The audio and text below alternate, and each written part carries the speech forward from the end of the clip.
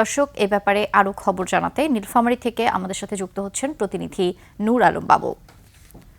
নূর, টাকা আটকের পর আপনার কাছে সবশেষ কি তথ্য আছে আমাদেরকে জানাবেন। নির্জনা, আজকে সকাল 11:30টার দিকে হজরত শাহজালাল আন্তর্জাতিক বিমানবন্দর থেকে সৈয়দপুর বিমানবন্দরে ঠাকুরগাঁ জামার আমির বেলাল উদ্দিন উনি কিন্তু ৭৪ লাখ টাকা নিয়ে আসেন। তারপরে এখানকার যে পুলিশ আছে তাকে কিন্তু গ্রেপ্তার করে। তাকে গ্রেপ্তারের পরপরই কিন্তু আইন শৃঙ্খলা বাহিনী পুরো বিমানবন্দর ঘিরে ফেলেন।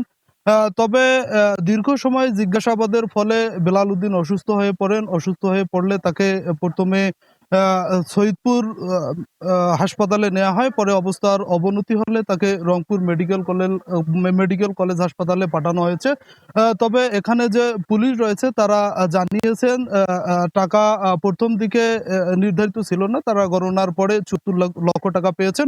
তবে এই বিষয়ে একটি ব্রিফিং হওয়ার কথা এখানে, এই কারণে অসংখ্য সংবাদকর্মী তারা কিন্তু অপেক্ষা করছেন আসলে এটি কোন টাকা ছিল সে বিষয়টি জানার জন্য।